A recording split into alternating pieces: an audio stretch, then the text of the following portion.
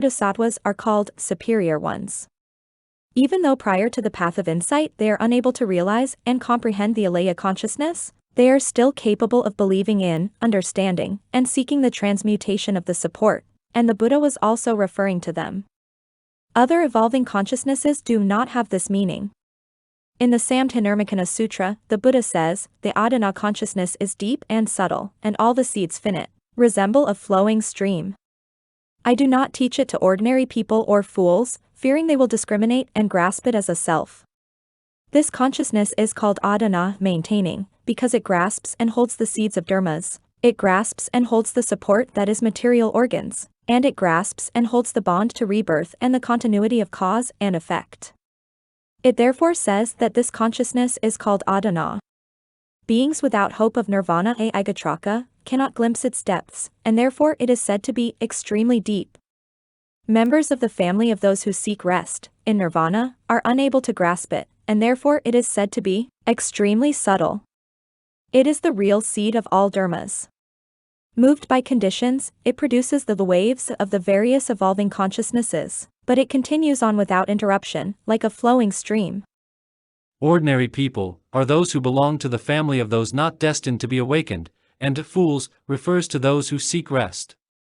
Fearful that they will discriminate and grasp it, fall into evil paths of existence, or encounter obstacles to the holy paths, our world-honored one does not teach it to them. Only the eighth consciousness has these characteristics. In the Lankavatara Sutra, the Buddha says, just as the ocean encounters the condition of wind and produces many waves but rolls on uninterrupted just as it is, so is it that the ocean of the store consciousness, battered by the wind of objects and perpetually producing the waves of various forms of consciousness, rolls on without interruption just as it is. Visual consciousness, etc., is unlike a great ocean that always flows on in a stream while producing waves, and therefore we know that there is a separate eighth consciousness. In these various Mahayana scriptures, it is said that this eighth consciousness exists. All Mahayana scriptures conform to the teaching of no self and contradict the notion of persons. They reject transmigration in samsara and turn toward returning to nirvana and cessation. They praise the Buddha, his teaching, and community of followers and condemn non-Buddhist methods, and they teach the aggregates, skandhas, and deny the existence of originating beings. Those that adhere to the Mahayana affirm that these texts are among those that reveal the truth without distortion, and thus these are included as orthodox in the Gagamas, like the Ekataragama, etc. Also, Arya Maitreya demonstrates that the Mahayana scriptures are really the teachings of the Buddha by means of 7 reasons. 1. Not predicted at the beginning. If Mahayana scriptures were preached by someone else after the Buddha's nirvana in order to destroy the true Dharma, why did the world-honored one not predict it, as he predicted other calamities? 2. Mahayana and Hinayana have been active together from the beginning. The teachings of the two vehicles have occurred together from the beginning, so how does one know that just the great vehicle alone is not the word of the Buddha? 3. Mahayana teachings are not accessible to others. The teachings of the Mahayana are vast and extremely profound, are not the domain of speculation by non-Buddhists, etc., and they have not been taught in their scriptures, and even if they were taught, they are not believed. Therefore, it is false that Mahayana scriptures are not the words of the Buddha. 4. Mahayana teachings are totally established. If you claim that the Mahayana is the teaching of other Buddhas but not of the present Buddha, the principle that Mahayana teachings were taught by a Buddha is totally established. 5. Consequences of the existence or non-existence of the Mahayana. If there is a Mahayana, then we must trust that these Mahayana teachings came from the Buddha, because no Mahayana can be found apart from them. If there is no Mahayana, then the teachings of the disciples must not exist either, because without the Mahayana, no one would become a Buddha. In that case, who would appear in the world to teach the vehicle of the disciples? Therefore that the vehicle of the disciples was taught by the Buddha but that the teachings of the Mahayana were not is not proper reasoning. 6. It is an antidote. Practitioners who make an effort based on Mahayana scriptures are able to obtain the non-discriminatory insight that serves as an antidote to all the passions, and therefore they must be the teachings of the Buddha. 7. The meaning is different from the letter. The purport of the Mahayana teachings is extremely profound. The meaning cannot be construed simply by going by the letter of the text and then slandering it and denying its genuineness. Therefore the Mahayana is truly the teaching of the Buddha. As a verse in the Sutra says, the Mahayana is the word of the Buddha, because of lack of prediction, simultaneous occurrence, not being accessible to others, total establishment, consequences of the existence or non-existence of Mahayanal, being an antidote, and differing from the literal meaning. Scriptures of other Buddhist schools also teach the existence of an alaya consciousness that has a distinct self-nature, but they use a hidden meaning. For instance, the Gama of the Mahasamghikas teaches this consciousness, using a hidden meaning, and calls it root consciousness, me/avijridna.